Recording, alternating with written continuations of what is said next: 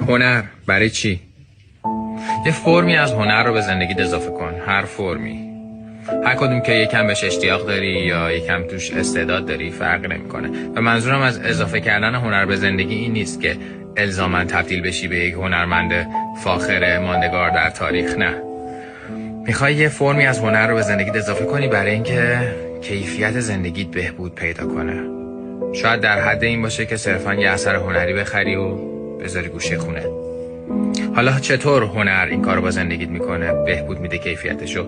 وقتی درگیر هنر میشی مجبوری بیشتر توجه کنی، بهتر ببینی، بهتر بشنوی، بهتر لمس کنی و به طور کلی حضور بیشتری توی زندگی داشته باشی. در واقع هنر یک پل بین ما و خود زندگی. جدا از این که باعث میشه افکار پیشرو در جهان داشته باشیم.